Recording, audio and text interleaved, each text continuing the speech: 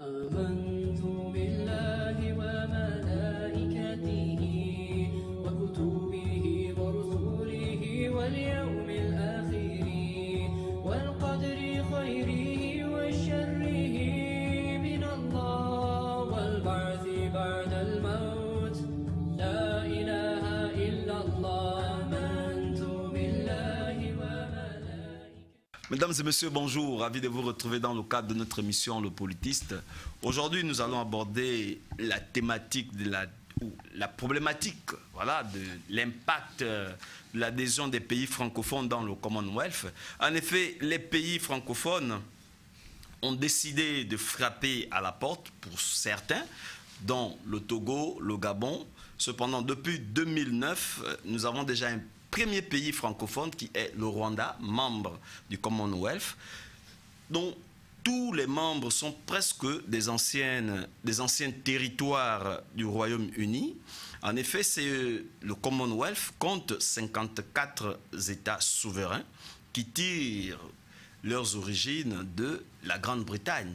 Alors, avec mes invités, que je me fais d'ailleurs l'honneur de vous les présenter, nous avons comme invité M. Arsène Ndominza. Bonjour. Bonjour, M. Binyumba. Merci de nous faire l'amitié d'être ici ce soir. Je suis ravi de participer à votre émission. Voilà. Alors, il faut dire que vous êtes diplômé sur des questions de la diplomatie gabonaise dans le règlement de conflits en Afrique centrale. Tout à fait. Vous avez travaillé sur les conflits ou le règlement de conflits. Sur l'implication du Gabon dans le consacré au règlement des conflits en Afrique centrale, cas de l'Angola notamment, dans les médiations du feu président Omar Bongo, dans le long conflit angolais. Merci encore d'être là. Alors, en face de vous, vous avez M. Ndong Charron. Bonjour. Bonjour, M. Binyumba. Vous êtes l'économiste de l'émission. Toujours un grand plaisir de participer à cette émission.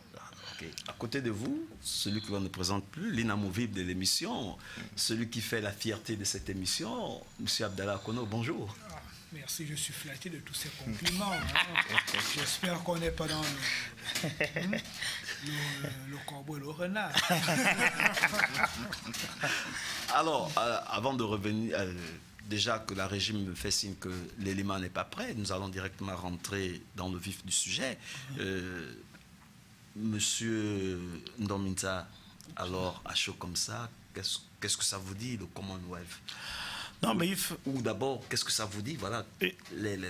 Il faut partir du postulat que le Commonwealth est une organisation intergouvernementale qui compte 54 États membres. Cette organisation a vu le jour le 11 décembre 1931 dans la Grande-Bretagne. Et en fait, cette organisation intergouvernementale compte plusieurs pays qui sont pour la plupart des anciennes colonies anglaises. Et maintenant, on a un certain nombre de quelques pays francophones, dont le Rwanda, qui a adhéré au Commonwealth en 2009. Et aujourd'hui, le thème qui attire notre attention dans cette émission, c'est le fait qu'on a d'autres pays francophones qui veulent adhérer au Commonwealth. Donc c'est un peu ça ce qu'on peut retenir du Commonwealth. Donc une organisation intergouvernementale de 54 États qui a été créée le 11 décembre 1931. Alors, monsieur Akono, quel est l'impact de cette adhésion au Commonwealth? Bon, comme il l'a dit, le Commonwealth regroupe les anciennes colonies britanniques. Et l'impact des pays francophones. En fait, pourquoi les pays francophones veulent-ils adhérer au Commonwealth? Ici, si nous regardons le jeu colonial des puissances, tout part de là. Oui. C'est-à-dire que si, pendant la colonisation, les Britanniques ont pratiqué en quelque sorte ce qu'on appelle l'administration indirecte des colonies, tandis que les colonies françaises ont pratiqué l'administration directe. C'est-à-dire qu'ici, à toutes les échelles, on avait la présence du colon. Or, dans les colonies britanniques, il y avait une certaine liberté qu'on accordait au peuple colonisé. Et après les indépendances, les pays anglophones semblent plus émancipés par rapport aux pays francophones. Où malgré l'indépendance, l'indépendance octroyée à certains pays en 1960 de façon pacifique avec des accords de coopération économique, politique et militaire, la France est restée là à veiller sur ses intérêts. voire même en quelque sorte à empiéter sur les velléités de développement de ces anciennes colonies. Tandis que chez les Britanniques, il y a quand même, dans les anciennes colonies britanniques, il y a une certaine émancipation, il y a un progrès sur le plan politique, sur le plan économique. Même en diplomatie, les pays anglophones ont plus ou moins les mêmes livres par rapport à leur ancienne métropole que les anciennes colonies françaises. Donc aujourd'hui, la plupart des pays francophones sont aspirés par ce modèle plus ou moins libéral britannique. Et c'est là tout l'enjeu. Parce que les pays francophones pensent qu'en adhérant au Commonwealth, ils auront en quelque sorte cette liberté, ils auront une puissance concurrente à la France qui pourrait les soutenir dans leur effort de développement. Et ici, ils pourront plus ou moins contribuer à la construction de la communauté internationale sans recevoir des injonctions d'une quelconque puissance. Alors, Monsieur Charmant, le Commonwealth, c'est une autre organisation, c'est une autre langue, ce sont des objectifs différents avec celui de l'Organisation internationale de la francophonie, l'OIF. Alors, est-ce que vous pouvez nous présenter un peu cette comparaison entre ces deux? Qu'est-ce qui différencie ces deux organisations? Bien, merci de m'avoir donné la parole. Pourquoi le Commonwealth attire tant aujourd'hui les pays francophones? Tout d'abord parce qu'ils ont un modèle économique assez élargi qui prône aujourd'hui l'économie circulaire à travers les fonds que le prince Charles alloue à tous les pays du Commonwealth. C'est-à-dire, l'économie circulaire, c'est un nouveau modèle économique qui permet aux pays de limiter le gaspillage. Par exemple, si on prend un pays comme le nôtre, nous avons un peu abusé de l'exploitation forestière et les minéraux comme le pétrole. Aujourd'hui, avec la diversification de l'économie et les problèmes de réchauffement climatique, les économies sont appelées à réduire un peu leurs émissions de gaz à effet de serre, d'où cette nouvelle gestion-là prônée par les pays du Commonwealth, dont les pays anglo-saxons. Voilà pourquoi ça c'est vraiment des fondamentaux au niveau de la comparaison entre le Commonwealth et la francophonie. À cela s'ajoute sur le plan politique la séparation des pouvoirs et la liberté des hommes et des femmes à exprimer leurs sentiments au sein de la société. Donc tout ce conglomérat-là attire aujourd'hui les pays francophones vers les pays anglophones. Et de plus, il faut ajouter que, à l'exemple du Rwanda, qui devient aujourd'hui envié de tous les autres pays africains parce qu'ils ont connu un développement fulgurant en changeant la langue, en développant eux-mêmes leur propre économie et en restructurant même leur propre politique. Aujourd'hui, avec l'ancienneté que nous avons eue dans la francophonie et l'observation qu'on fait des autres pays qui viennent d'adhérer au Commonwealth, il est sans doute bien de le dire, les pays africains adhérant au Commonwealth ont plus à gagner que les pays francophones. Alors, lorsqu'il parle de la séparation des pouvoirs, oui. Est-ce que, vu cette explication sur cet angle-là, oui. Donc ce qui veut dire que dans la francophonie, il n'existe pas de séparation de pouvoirs Monsieur Ndominsa. Je suis d'accord avec lui. C'est-à-dire lorsqu'on jette un regard froid, un regard objectif sur la plupart des pays d'Afrique francophone, il ne faut pas se leurrer. On constate que la plupart de ces pays ont encore plus ou moins un déficit sur le plan démocratique. C'est-à-dire que dans la plupart de ces États, on trouve que certains États ont des constitutions taillées sur mesure en faveur des personnes qui sont au pouvoir. Et pour la petite histoire, lorsque vous faites le ratio des coups d'État en Afrique depuis 1960, la plupart des pays francophones y tiennent la palme d'or également. Donc, non, nous savons qu'au Ghana, par exemple, il y a eu des coups d'État. Au Nigeria, il y a eu des coups oui, d'État. c'est-à-dire lorsqu'on parle de l'ensemble des pays francophones et anglophones mélangés, c'est-à-dire les premiers. Et pour la petite, votre gouverne, le premier pays à avoir connu un coup d'État en Afrique, c'est le Togo en 1963 avec l'assassinat de Sylvanus Olympio, père de l'indépendance du Togo. Donc tout ceci, c'est pour dire qu'effectivement, on a un véritable problème en ce qui concerne le fonctionnement des institutions. Souvenez-vous du discours du président Barack Obama au Ghana, quand il est élu président des États-Unis, il arrive au Ghana en mars 2009, dans le Parlement ghanéen, il dit l'Afrique n'a pas besoin d'hommes forts, mais d'institutions fortes. Donc on a un véritable problème avec la séparation des pouvoirs. Et c'est un principe, et comme disait mon collègue qui est économiste, la plupart des pays qui ont amorcé leur processus de développement aujourd'hui, quand vous regardez bien, ce sont des États démocratiques, ce sont des États qui ont une solidité au niveau des institutions. Quand vous prenez un pays comme l'Inde, on va vous dire qu'en 1960, l'Inde n'était rien. Aujourd'hui, l'Inde, c'est un pays émergent.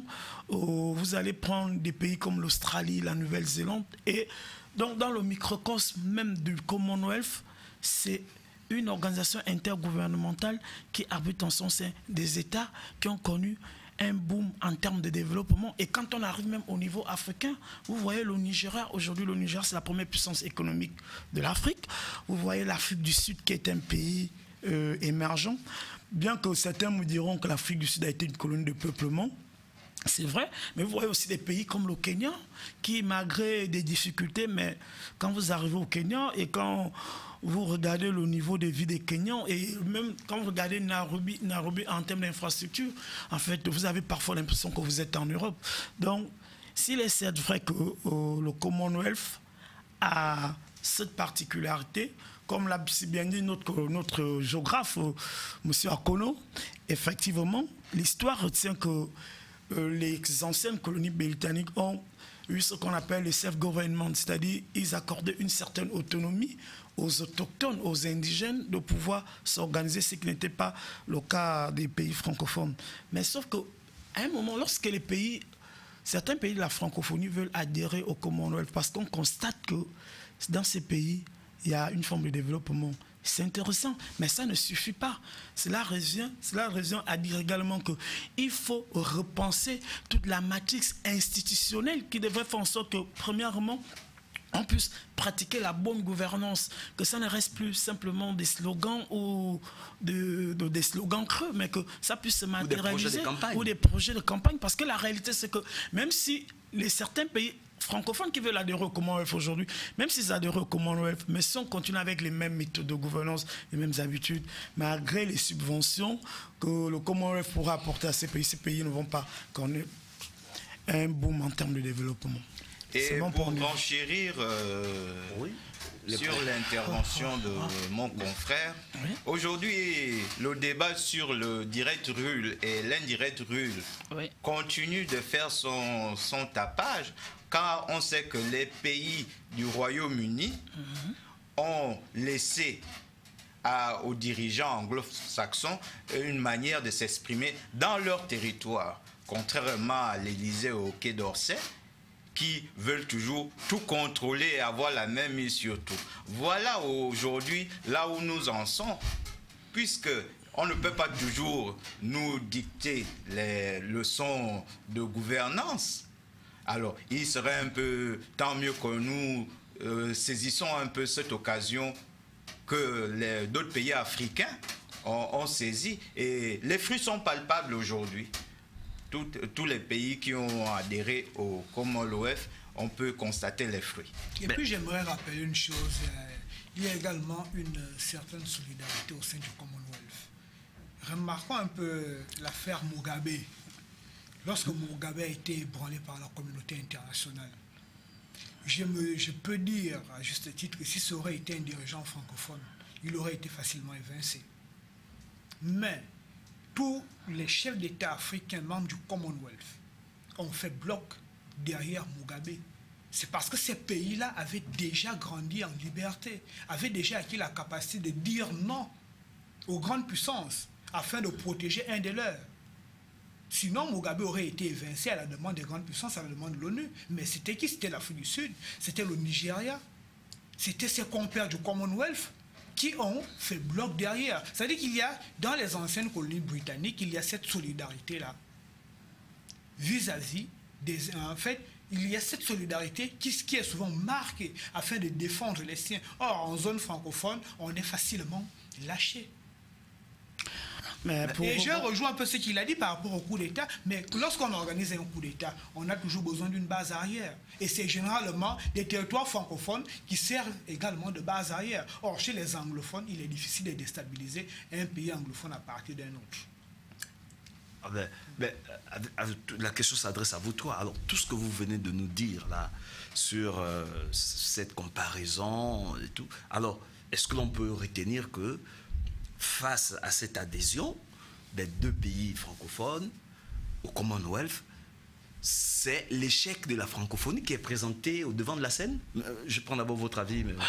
Je dirais que c'est l'échec de la francophonie, mais je ne vais pas totalement aussi imputer l'échec des pays francophones faussement. Non, là je parle de l'organisation.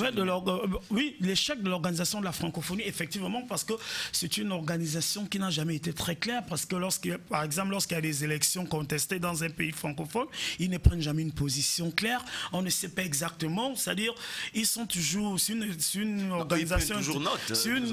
Ils prennent toujours note. Or, il y a alors que il y a un pendant. Donc, et un après. Et un après. Et ça fait qu'au bout d'un moment, lorsqu'on part d'élections, lorsqu'il y a l'organisation des élections et que les élections soient toujours contestées, que le peuple dénonce les problèmes de malgouvernance, effectivement, ça fait en sorte qu'à un moment donné, on s'est dit, est-ce que cette organisation de la francophonie n'a pas entraîné un échec fatal au niveau en ce qui concerne le développement des pays africains? Mais après, je ne vais pas imputer toute la faute à la francophonie. Il faut aussi qu'on puisse avoir le courage d'imputer un certain nombre de fautes aussi à certains dirigeants de l'Afrique francophone et même et leur peuple. Parce qu'au bout d'un moment, je pense que l'homme n'est libre, même si on vous confie des libertés, à un moment donné, l'homme doit pouvoir s'élever pour dire non, pour dire que non, voici comment on veut marcher, il faut qu'on essaie d'aller sur de nouvelles bases. Parce que je pense que quand on voit certains pays africains où il y a des problèmes au niveau des universités, au niveau des écoles, etc., je ne sais pas si c'est aussi la francophonie qui empêche un certain nombre de gens de construire des routes, de construire les hôpitaux etc. Bon, bref, de confisquer un certain nombre de libertés à leur population. Donc je pense que nous-mêmes, les populations également, avions une part de responsabilité dans cette situation. Votre avis? En ce qui me concerne, la francophonie n'est qu'une organisation culturelle, quelque part. Or, ici, lorsqu'il s'agit de la gestion d'un État, nous sommes dans la dimension politique. C'est le politique qui va définir le culturel. Ici, moi, j'aimerais dire que c'est l'échec du modèle de la Ve République. Parce qu'il faut comprendre le modèle de gouvernance dans lequel nous sommes. Il part de la Ve République. Avec le président de Gaulle, le général. Avec le président Jean de Gaulle en 1958. Donc ici, de Gaulle va bâtir une république avec le chef de l'État comme la personnalité sommitale. Oui. La centralisation de l'État, le jacobisme absolu. Oui. Et ce modèle aujourd'hui s'est essoufflé. Parce que lorsque nous regardons les déboires de la France, nous allons regarder les anciennes colonies françaises, nous connaissons sensiblement les mêmes problèmes dans tous les secteurs. Ah oui, mais il y a un opposant français qui parle même de vouloir instaurer la 6e République. Personnellement, ce qui se passe aujourd'hui, le fait que certains pays veulent quitter le giron francophone pour se rabattre dans le Commonwealth, c'est parce que le modèle de la 5e République a échoué. Or, dans le Commonwealth, on a en quelque sorte des monarchies parlementaires. Déjà, la Grande-Bretagne est la plus vieille. En fait, c'est même l'instigateur de ce concept-là de monarchie parlementaire. Nous avons également dans le Commonwealth une certaine liberté. que la 5e République, que le modèle de la 5e République française n'accorde pas. Dans quel domaine, par exemple? Si nous prenons déjà dans le cadre de la séparation des pouvoirs, oui. Il y a la séparation des pouvoirs est plus renforcée dans les monarchies parlementaires. Parce que ici, qui détient l'exécutif, c'est le chef du gouvernement. Et le chef du gouvernement, lorsqu'il exerce le pouvoir exécutif, c'est sous un contrôle du Parlement. C'est qu'on parlerait de système en fait de monarchie, de monarchie parlementaire. Et lorsque nous allons regarder ici dans le modèle de la 5e République française, présidentielle absolue, on a en fait le parlementaire et le judiciaire sont en quelque sorte comme les accessoires à la solde de l'exécutif. Nonobstant quelques exceptions, on a souvent l'impression le parti au pouvoir a la majorité au Parlement. À partir de là, toutes les décisions du président de la République s'imposent ici comme un dictat qu'il faut automatiquement valider. Donc ce modèle-là de gouvernance-là, qui n'a pas conduit au développement des populations africaines, est aujourd'hui en train de s'essouffler. Si vous regardez un peu les écrits d'Edmond Okenvele, il appelle au fédéralisme. C'est un modèle anglo-saxon. Parce que le modèle de la 5e République française a échoué, où tout part du président. On a le gouvernement, on a les gouverneurs, les préfets, les sous-préfets. Président l'alpha et l'oméga. Donc, à un moment donné, c'est un modèle essoufflé. Il a quasiment concentré tous les pouvoirs. À un moment donné, remettre tous les pouvoirs au peuple, comme chez les anglo-saxons. Monsieur Ndong, est-ce que la francophonie a échoué? Je ne vais pas le dire de mêmes mots, mais non, vous allez nous le dire. Je vous le démontre avec les faits. Avec des expressions économiques. Dites-moi aujourd'hui, combien d'ONG africaines ont été financées par des organismes français? On n'a pas beaucoup, on n'a pas dit aucune. Oui. Aucune. La chefferie Benga a été bâtie par aucune. Tout ça, c'est du culturel. Du culturel. Comme l'a si bien dit M. Akono, en fait, la francophonie fait trop dans le culturel. Les vraies questions sont là. Au niveau de l'environnement, pas d'ONG française. C'est des Prennes Forêts, des sociétés anglaises qui financent. Non, mais on peut avoir, excusez-moi, monsieur Ndong, on peut avoir des ONG, typiquement, je prends le cas du Gabon, oui. Gabonaises, hein, mais avec des noms anglicistes ou anglicisés. Mais c'est justement où sortent ces finances. Mais la plupart des finances sont américains, britanniques. Mais c'est parce que laissez-moi venir. S'il vous plaît. Alors, sans aussi une forme d'ingérence. Le prince Charles a mis en place un fonds vert qui s'occupe justement de fédérer tout ça au sein du Commonwealth. Et le Gabon étant... Ça, c'est un exemple parmi tant d'autres. Oui, et le Gabon abritant un de ses fils, en termes environnementaux, vous savez de qui il s'agit. Je pense que le chef d'État, le président Lubongo, bien sûr. Il est leader dans ce il est leader, il est l'un des leaders de la diplomatie environnementale, c'est clair. Nous également des forêts. Justement, j'en parlais de ce temps. Oui, mais tout ça c'est bien, mais sauf que ce fonds vert, est-ce que les populations en bénéficient? Parce que si on parle au cas de... Ça, c'est... Allez-y, continuez. Oui, mais moi je pense que nous pouvons bénéficier. Nous pouvons, mais pour l'instant... Nous ne sommes pas encore, justement. Mais nous pouvons en bénéficier si et seulement si notre candidature est validée. Oui, parce que... J'aimerais dire pourquoi nous ne bénéficions pas. Il n'y a pas que le fonds vert. Tous les financements qui nous sont venus d'ici et là, pourquoi nous ne bénéficions pas? Et c'est la même chose dans tous les pays francophones. Parce qu'il y a... En fait, on a l'impression que les financements arrivent et s'arrêtent à un niveau. Et ça, c'est pas la faute de la francophonie. Non, ce que j'ai dit, c'est le modèle de la 5e République qui voudrait que tout ce qui arrive, avant d'atteindre le peuple, soit d'abord géré par les chefs. Centralisé. Est-ce qu'en adhérant au Commonwealth, les chefs vont directement changer cette façon de faire? Mais chez les anglo-saxons, il y a ce qu'on appelle l'approche participative. C'est quoi je parlais tout à l'heure là de monarchie, de système parlementaire. Dans un système parlementaire, ici, le peuple est régulièrement consulté. Vous parliez de référendum. Mais remarquez que chez les anglo-saxons, chez les Helvètes, on organise régulièrement des référendums. On prend l'avis du peuple. Oui. Même lorsqu'il a fallu sortir de l'Union européenne, on a consulté le peuple. Mais allons regarder chez les francophones, partant de la France elle-même. Mais Chirac, en 2000, pour l'euro... Il y a eu un référendum en 1995. C'était un référendum général. Merci pour l'analyse. C'était un référendum sous l'instigation de l'Union européenne. Ce n'était pas le chef de la France. Tous les pays ont consulté leur population. Mais ils ont quand même organisé leur référendum. J'aimerais poser pour des questions nationales.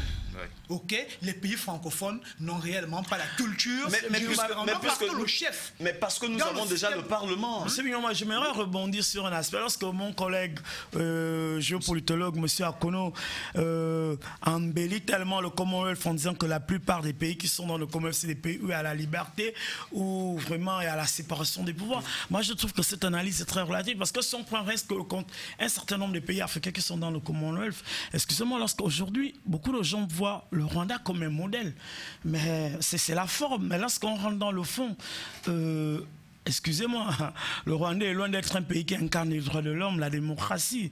Et monsieur le président Paul Kagame est vu comme un leader fort et d'autres taxes même qu'il fait exécuter ses opposants. Et puis quand on regarde même le modèle économique du Rwanda, on sait tous, ne nous voilons pas la face, d'où proviennent les ressources qui permettent au Rwanda de se développer aujourd'hui. C'est la RDC, c'est le Sud Kivu. Et là on rentre dans la notion des forces profondes du point de vue des relations internationales. Parce que lorsqu'on veut présenter la chose dans la surface, on dit voilà le Rwanda, c'est le modèle économique, sa transparence, mais la réalité c'est qu'aujourd'hui, elle empiète le développement des nôtres. Voilà, et au Rwanda, les opposants peinent à s'exprimer. Et ça, c'est un fait. Pourtant, le Rwanda a adhéré au Commonwealth. Lorsque vous allez dans un pays comme ce qu'on appelle aujourd'hui, le pays qu'on appelle aujourd'hui les Swatini, le Swaziland, là où il y a pratiquement, là où comment on appelle ça, l'opposition n'a pas vos chapitres, vous allez au Malawi. Donc, dire qu'une fois qu'on adhère au Commonwealth, c'est la liberté absolue. Il y aura, comment on appelle ça, les institutions deviendront fortes, etc. Je trouve que c'est très relatif parce que moi, je voudrais rebondir. Je ne suis pas très sûr. Je voudrais rebondir en disant que la liberté que le Commonwealth, incarné par le Royaume-Uni, donne à ses adhérents, leur permet de construire eux-mêmes leur modèle politique et économique. Ça ne veut pas dire que le Commonwealth va s'ingérer, mais il y a des comptes. Il y a des comptes qu'ils rendent en assemblée. On va, et comme il y a des mesures, il y a... Chaque 2 ans, il y a... Voilà. Il y a des mesures là-dessus. Et... Attendez, monsieur Akono, s'il vous plaît. Et c'est par rapport à ces mesures-là qu'on peut ramener certains dirigeants à la raison. Vous avez la liberté de faire ce que vous voulez dans votre pays, mais respectez au moins la liberté d'expression et le peuple. On ne dirait pas. Bon, j'aimerais dire, monsieur Ahmed, c'est-à-dire, je suis d'accord, le Commonwealth ne garantit pas la liberté absolue. Mais où se situe la liberté que le Commonwealth semble octroyer? Ici, je pense que nous sommes dans un concept de la mondialisation. Est-ce que les pays francophones ont accès à la mondialisation au même titre que les pays britanniques, que les pays anglo-saxons? Là est aujourd'hui le débat. C'est tout ce que vous avez dit sur le Rwanda, les Swatini, le Malawi, le Botswana, bon encore que le Botswana, c'est un modèle à part, c'est vraiment un bon modèle. Même le Kenya. Mais nonobstant que ces pays, dans le jeu de la mondialisation, sont plus dynamiques en termes de développement. En termes de développement, en termes d'accès au marché mondial, sont plus dynamiques que les pays francophones. C'est déjà quelque chose. Le Swatini n'est pas dynamique dans le jeu de développement. Non. Continuez, M. Akono. Nous voulons quoi aujourd'hui en tant que peuple? Le mot gabonensis dans la rue veut quoi? Que l'on arrive à trouver des solutions à ces questions existentielles. Et c'est pourquoi, dans une chaîne française, une femme, une analyste politique, disait qu'à un moment donné, lorsque le Gabon a besoin d'infrastructures, mais la France, elle n'est pas là. C'est la Chine, c'est l'Inde, c'est la Russie. Mais nous l'avons vu avec... Aujourd'hui, on a besoin de financer les vaccins, de protection de l'environnement au Gabon. La France ne pèse pas. C'est d'autres qui viennent. Et lorsque ces autres arrivent là, il y a quand même le transfert de technologie qui est là. Or, avec la France, depuis les indépendances, on a du mal à fabriquer l'aspirine. Et nous voyons aujourd'hui les résultats depuis que le Gabon soit Ali Bongo essaie de diversifier les partenaires. même si c'est encore embryonnaire, mais il y a déjà quand même des signes encourageants de transfert de technologie. À quel niveau? Et on pourra aujourd'hui, prenons un peu l'industrie du bois. Rougier prenait tout en billes et allait transformer en Europe. Aujourd'hui, le Gabon devient en quelque sorte, depuis il y a eu diversification des partenaires avec l'octroi des permis aux sociétés asiatiques. Aujourd'hui, le Gabon devient plus ou moins un leader. Dans la transformation du bois. Alors que le bois gabonais, la France était leader dans le bois transformé avec du bois du Gabon. Ouais. Il n'y a qu'à faire un tour à la zone d'un coq. Vous allez voir vraiment les produits. Hein, nous étions là-bas une fois, nous avons vu. Il y a vraiment des produits typiquement made in Gabon. Ok, mais suite à tout ce que vous êtes en train de nous dire, est-ce que vous voulez me faire comprendre que ces pays-là rentreront comme ça dans le Commonwealth et que la France n'aura rien à dire? Est-ce que la France ne va pas lancer sa foudre que nous connaissons aujourd'hui, que nous voyons à travers ces faits et gestes, à travers certains pays francophones? Bon, il est vrai qu'en tant que spécialiste de relations en tant que connaisseur de relations internationales, il va sans dire que chaque grande puissance, en fait, le monde est divisé en sphères d'influence. Effectivement. C'est-à-dire que chaque grande puissance a, comme on dit, son précaré. Et même si, effectivement, sûrement que sur le plan géopolitique, un certain nombre de pays tentent de s'affranchir la tutelle de la France. On a vu aujourd'hui avec la Centrafrique, avec la présence de l'armée russe, et au Mali, avec la signature des accords entre la transition le gouvernement de transition et le gouvernement russe. Oui, effectivement. Et bon, lorsqu'on regarde même la lettre et l'esprit, les critères d'adhésion au Commonwealth, on dit il faut parler l'anglais. L'anglais doit devenir la langue officielle. Il faut reconnaître la reine Elisabeth comme chef du Commonwealth, etc. Bon, et connaissant l'attitude paternaliste de la France, bon, je serais surpris que la France ne puisse pas, même, comment on appelle ça, de point de vue des relations, des forces profondes, ne puisse pas tenter des basses manœuvres. Forcément, ça risque certainement d'arriver. Monsieur Ndong, est-ce que la France va nous laisser comme ça? Méfiance, je dirais méfiance. Parce que là, nous sommes dans un conflit tripartite où sur la base, nous avons la France. À côté de la France, nous avons la Chine. Et peut-être plus tard, nous aurons les pays anglo-saxons sur nos trousses. Et dans ce cadre, je pense que le Gabon doit vraiment tirer son épingle. Mais il n'y a pas que le Gabon, il y a le Togo. On parle là des pays africains. Les pays qui veulent adhérer au Commonwealth vraiment doivent réellement tirer leur épingle du jeu en regardant d'abord dans le passé pour essayer de construire l'avenir. S'il faut rompre brutalement avec les partenaires, je dirais non. Partenaires historiques.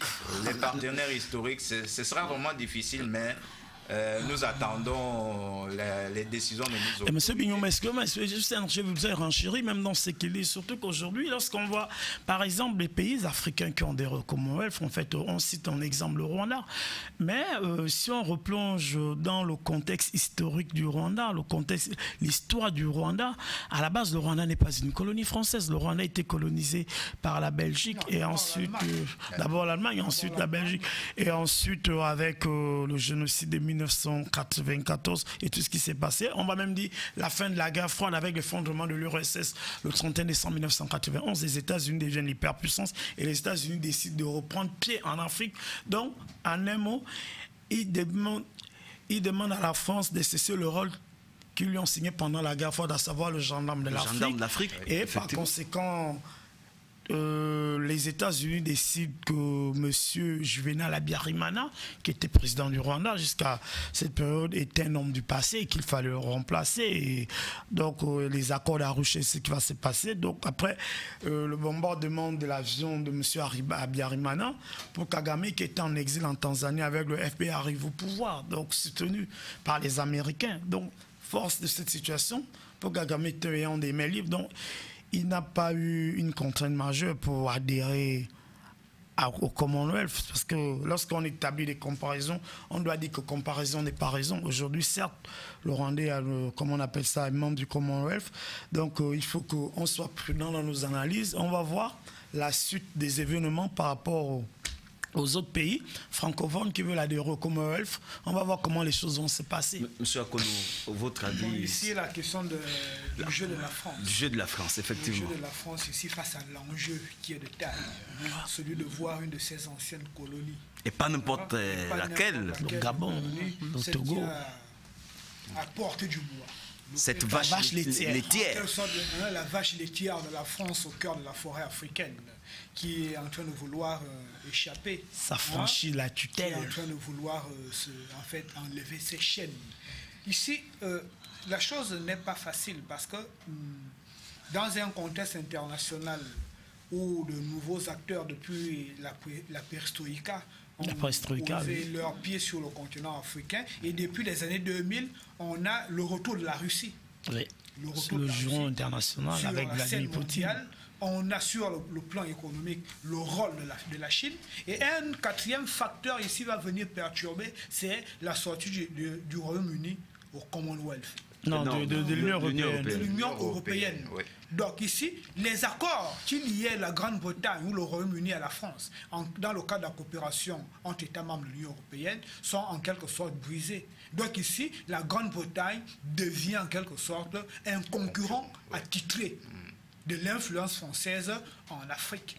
Et la France va vouloir se défendre de cette concurrence accrue, non seulement de la Grande-Bretagne, de la Chine, mais également de la Russie, qui sur le plan militaire est en phase de s'imposer comme la principale alternative aux échecs de la coopération militaire française en Afrique. Donc ici, la France peut tenter quelques coups, mais le contexte international ne laisse plus les mains libres à la France. Évitons de voir l'Afrique comme si nous étions encore en pleine guerre froide. Évitons de voir l'Afrique comme si nous étions au début des années 2000. La donne sur la scène politique mondiale est en train de changer. Justement. Et beaucoup d'États sont en train de comprendre qu'ils ont accusé du retard en Afrique et qu'il n'est plus question de laisser les mains libres. Et même en Afrique même, nous avons aujourd'hui le Nigeria, première puissance. Mais le premier adversaire de la France en Afrique n'est pas la Grande-Bretagne, n'est pas la Russie, mais c'est d'abord le Nigeria qui est son premier concurrent. Parce que le Nigeria ici risque, aux yeux de la France et des analystes politiques français, risque d'aspirer les anciennes colonies françaises dans son aire d'influence. En tant que puissance économique, et ces pays africains risquent de copier le modèle nigérian et d'amener l'opium par la suite à la France. Donc je dirais la France va tenter, comme au Mali aujourd'hui. On ne peut pas comprendre que la France soutienne un coup d'État au Tchad et rejette un autre coup d'État au Mali. Ce sont toujours des manœuvres pour toujours garder la même mise sur ces anciennes colonies. Mais la question est telle qu'aujourd'hui, dans le cas malien, la Russie est là derrière, embusquée dans l'ordre. Dans le cas centrafricain, même si les Russes ne sont pas là à côté, mais ils sont tout juste à côté en Centrafrique, prêts à damer l'opium à la France. Donc aujourd'hui, le Gabon, c'est en quelque sorte cette terre depuis 2009, depuis la vue du président Ali Bongo au pouvoir, et son ambition de diversifier les partenaires, qui devient en quelque sorte comme cette terre où tout est possible, où la France peut la garder, où les autres puissances peuvent également trouver leur compte sur le marché gabonais. Donc le Gabon devient en quelque sorte un marché ouvert à tout le monde. Mais j'ose dire, je peux le dire avec une certaine aisance, que d'ici 2040, c'est la deuxième fois que je le dis sur ce plateau, la France ne voudra plus grand-chose sur le continent africain. Mais alors, avant de prendre au sorti de tout ce que vous êtes en train de nous dire, est-ce que, je prends le cas de notre pays, le Gabon, que devrait faire la population? Est-ce que nous devrions soutenir ce projet ou nous devrions tourner le dos à notre leader, lui dire, bon, c'est votre décision, allez-y, et nous, on repart dans nos troquets, aller faire de n'importe quoi? C'est une très belle question. Je pense que le président Ali Bongo, notre président de la République et son gouvernement devraient convoquer peut-être des assises, en quelque sorte une conférence où on doit inviter la population à travers les syndicats, etc., pour expliquer aux compatriotes de bien fonder pour le Gabon d'adhérer au Commonwealth. Et là, la communication présidentielle doit être très efficace. C'est vrai qu'ils sont le dossier déjà très avancé au niveau des instances internationales, mais sur le plan intérieur, le président Ali Bongo et son gouvernement doivent suffisamment communiquer là-dessus et si possible même organiser des rencontres où la société civile, les syndicats, tous les acteurs au niveau de la population devraient intervenir pour expliquer le bien fondé de la chose. Parce qu'après un moment, si la population ne maîtrise même pas les enjeux, la population ne comprend même pas. Si la population a même du mal à comprendre pourquoi le Gabon adhère au Commonwealth, il va sonder qu'on ne peut pas soutenir sur quelque chose qu'on ne comprend même pas. Donc je pense que c'est ce que le gouvernement doit faire pour amener l'adhésion massive des populations face à ces projets. Bon, par rapport à cette question, personnellement, je suis actuellement fondateur et administrateur d'une plateforme Facebook qui s'appelle Soutenons l'entrée du Gabon dans le Commonwealth. Parce que je pense qu'aujourd'hui, il va falloir que nous qui avions peut-être compris l'enjeu de cette adhésion, comme j'ai coutume de le dire aux jeunes dans les quartiers, Ali Bongo, on peut le président Ali Bongo. Le président de la République Ali Bongo, on peut tout lui reprocher, mais je n'oublierai, on retiendra certainement de lui qu'il est celui-là qui nous a fait passer un cap. Non seulement avec la création de la zone économique spéciale de Nkop, avec la diversification des partenaires sur le plan économique, mais si il parvient à nous mettre dans le Commonwealth, on aurait gagné près de 50 ans dans notre progrès, même sans avoir démarré, mais je dirais qu'on a déjà gagné plus de 50 ans dans l'évolution économique et politique du Gabon. Alors, la population? Oui, comme l'a dit mon confrère, c'est sensibiliser, faire comprendre aux populations gabonaises les enjeux de l'entrée du Gabon au Commonwealth. On a beaucoup à gagner là-dedans. C'est ce que nous sommes en train de faire sur ce plateau. Mais justement, il faut qu'il y ait des assises, il y ait des communications dans ce sens. Parce que les populations ne voient que l'anglais. Oh, bon, on veut nous faire parler l'anglais, on ne sait pas. Non, c'est pas ça l'enjeu majeur. C'est vrai que ça fait 10 ans qu'on a lancé la mesure. Bon, ça tâtonne encore puisqu'on ne voit pas encore. Non, toute chose. Mais je pense que cela peut s'embraser parce qu'on a vu la dynamique de ce grand homme, le président de la République, qui essaye de lancer des trucs, mais personne ne suit réellement bien sa politique. Mais certainement, dans des années à venir, ce sera un grand homme pour ce pays. Alors, partagez-vous cette assertion d'un universitaire togolais, que je cite d'ailleurs, sur l'adhésion, la future adhésion des pays francophones au Commonwealth. Il dit « Ces pays n'ont pas de véritable projet de développement. Il ne fait que tendre la main. Ils espèrent qu'en allant du côté du Commonwealth, ils pourront encore obtenir quelques subsides. » Qu'est-ce que vous dites, M. Akonou? Bon, il n'a pas tort. Je l'ai dit ici lorsque nous parlons de la question du franc CFA. Changer de monnaie n'est peut-être pas une panacée à nos problèmes de développement. On peut bien adhérer comme le collègue l'a si bien dit, mais si nous ne maîtrisons pas les enjeux et nous ne mettons pas au travail, c'est bien beau de demander, de chercher à intégrer des institutions internationales qui vont nous apporter de l'aide, du financement, mais ne voyons pas tout dans le financement. Mais qu'est-ce que nous devons réclamer aujourd'hui? C'est le transfert des technologies. Et c'est l'avantage que moi je vois dans cette adhésion au Commonwealth. Nous pouvons, à travers cette dynamique-là, lorsque nous voyons les pays anglophones, ce sont les leaders mondiaux de l'innovation technologique. Ce sont les leaders, en fait, qui ont transmis plus de technologies, les échanges de techniques. Le dynamique dans le monde du travail. Et j'aimerais également dire ici, parce que c'est bien beau aujourd'hui de demander aux peuples africains comme le Gabon de produire. Mais nous produisons pour un marché de combien de millions d'habitants? Or, avec le Commonwealth et les facilités dans le marché, dans les échanges économiques entre États membres du Commonwealth, c'était un marché de plus de 2 milliards de personnes qui s'ouvrent. 2,3 milliards. Ouais, qui s'ouvrent aux produits made in Gabon, aux produits made in Togo, aux made in Rwanda. Donc voici là pour moi les enjeux. Oui, adhérons, mais mettons-nous également au travail. Et pour enchérir c'est vrai que nous n'allons pas pour jouer les figurants. Les figurants, ça c'est impossible. C'est impossible, puisque nous avons déjà un passé avec un partenaire. Nous voyons très bien que ça ne marche pas. Pourquoi continuer dans ce sens? Entre-temps, nous voyons un peu de lumière au niveau du Commonwealth.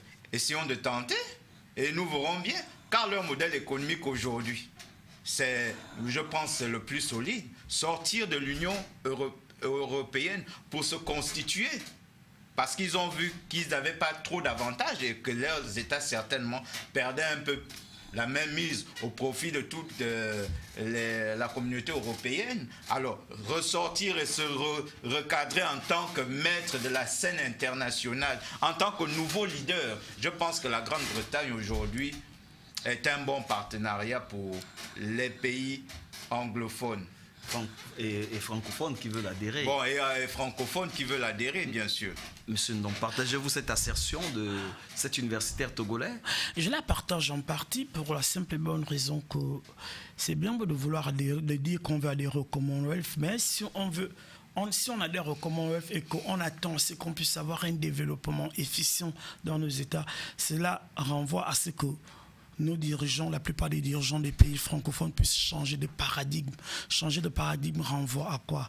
Changer de paradigme consiste à mettre des mécanismes pour qu'il y ait un peu plus de démocratie, qu'il y ait véritablement le respect des droits de l'homme et que l'on puisse avoir des institutions solides, que l'on puisse faire de la bonne gouvernance, comme on appelle ça, un mot, et qu'on puisse mettre la justice au centre, c'est-à-dire donner un pouvoir extraordinaire au pouvoir judiciaire.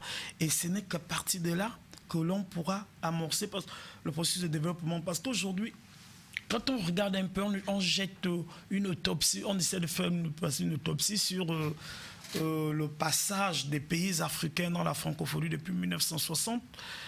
On se rend compte que 70, on va dire 1960, depuis que ces pays ont accédé à l'indépendance et qu'ils ont adhéré à la francophonie par la suite. D'ailleurs, qui est né en Afrique, hein, à Niamey au Niger. Tout à fait. Aujourd'hui, tout le monde s'accorde à dire que ces pays sont sous-développés, mais il y a un adage chez nous qui dit que lorsque tu tombes, il ne faut pas regarder là où tu es parti tomber, il faut regarder là où tu as trébuché. Ça veut dire qu'il y a un lien de cause à effet dans cette situation. Il faut se le dire.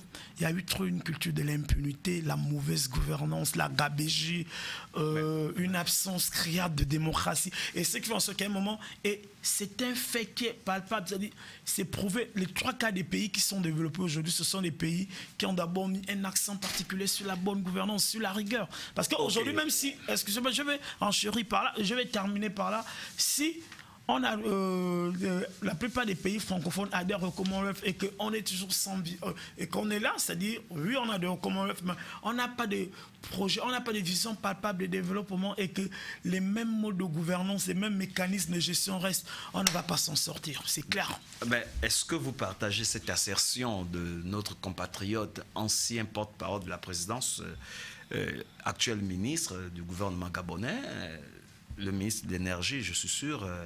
Le ministre d'État, le ministre d'État de l'Énergie, Alain-Claude Libinze, qui disait dans une de ses déclarations, je vais le paraphraser, que c'est une très bonne chose pour les Africains aussi qui pourront écrire et parler en anglais, mais que les Français eux-mêmes, ils parlent en anglais, mais ils refusent que les pays francophones parlent en anglais. Est-ce que là, ce n'est pas une façon dichotomique de voir un peu la position de la langue dans la francophonie?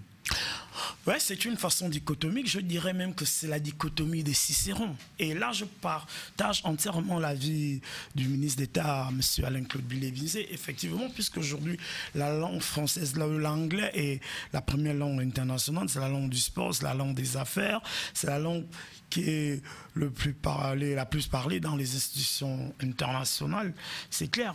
Mais après, c'est pas tout. Parce que lorsqu'on regarde notre déficit en termes d'éducation, parce que ramener tout le peuple à parler l'anglais, amener tout le monde à parler l'anglais, ça veut dire qu'il y a un certain nombre... ce n'est pas amener tout le peuple, c'est commencer déjà à travers nos universités, donc dans leur production scientifique. Effectivement. En anglais, parce qu'ils doivent collaborer. Et c'est là où ça devient intéressant, cela revient aussi à ça demande aussi à ce qu'on puisse reformer le système éducatif, qu'on puisse repenser l'université, qu'on puisse construire des écoles.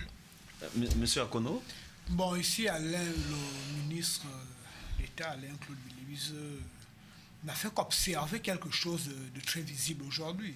Regardons un peu les dictionnaires Larousse, etc. Mais lorsqu'on dit que la langue française s'enrichit, mais c'est en grande partie avec des mots anglais qu'on intègre dans le dictionnaire et on donne une définition française de cette expression. Donc ici, même dans l'Hexagone, on a un net recul de la pratique même de la langue française. La langue française perd en quelque sorte son originalité. La langue française est en train de se lessiver au profit des néologismes anglo-saxons.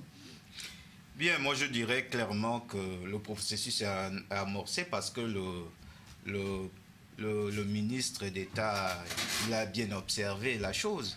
Aujourd'hui, pour produire dans des revues cotées, il faut des références en anglais. Donc, il faut rédiger en anglais. Oui. Donc, le point est bien amorcé. Eh bien, qu'on y aille, on parlera anglais et on va s'exprimer en anglais, pourquoi pas. Ok, nous sommes arrivés au terme de notre émission. Nous allons prendre votre mot de la fin. D'abord, monsieur Ndon. Bien, je dirais que les pays africains francophones ont beaucoup d'opportunités à se rallier au Commonwealth. Parce que si vous regardez un peu la composition un peu de l'Europe aujourd'hui, on peut dire que l'Europe est segmentée en trois. D'un côté la Russie, de l'autre l'Union européenne et enfin la Grande-Bretagne. On a beaucoup plus on a déjà travaillé avec la francophonie, vous voyez là où on en est aujourd'hui. Essayons aussi de travailler dans le Commonwealth pour voir ce que nous pourrons en tirer comme atout de développement. Oui, comme mot de la fin, je dirais que adhérer dans le Commonwealth, c'est bien, mais c'est pas tout. Si on veut que cette adhésion puisse nous apporter une plus-value en termes de développement, cela requiert à ce que l'on puisse changer de paradigme, que l'on puisse changer la façon de faire, la façon de que les dirigeants francophones comprennent que le monde évolue et que il faut, comme je disais tout à l'heure, il faut qu'il y ait une véritable vitalité au niveau de nos institutions, une séparation de pouvoir, adopter des méthodes de bonne gouvernance et surtout avoir une vision de développement, savoir où on va aller. Ce n'est qu'à ce prix que l'adhésion des États francophones dans le Commonwealth sera efficace et efficient. Monsieur Akono, nous allons vous laisser conclure avec votre mot de la fin. Mon mot de la fin ici, je vais prendre un proverbe ékan. Allez-y. Que je vais me faire l'honneur de déclamer en langue ékan. Baoum osabouabing. Baoum osabouabing. En traduction. On entretient une relation prolifique depuis que nous sommes en relation avec la France. Depuis les accords signés entre Bouygues Lomez ou le roi Denis, qu'est-ce que cette relation nous a réellement apporté en termes de développement en Afrique, au Gabon? Aujourd'hui, le peuple gabonais a plus perdu dans cette relation. Ses fils ont perdu la vie au nom de la France. Sa richesse a enrichi la France. Mais en retour, qu'est-ce que la France nous a apporté? Je pense qu'il est grand temps pour nous d'aller regarder vers d'autres cieux. Bien qu'on sache qui l'on perd et on ne connaît pas celui qu'on gagne. Mais j'aimerais dire tantôt un peu le grand bain de l'inconnu du Commonwealth. Merci pour ces mots. Merci de nous avoir fait l'amitié d'être ici, partager cet après-midi ou ce soir votre compréhension, vos explications, vos encouragements sur cette future adhésion de notre pays ou des pays francophones dans le Commonwealth. Mesdames et messieurs, merci de nous avoir regardés aussi fidèlement. Nous vous laissons accompagner de notre chaîne préférée et ses programmes Noor TV.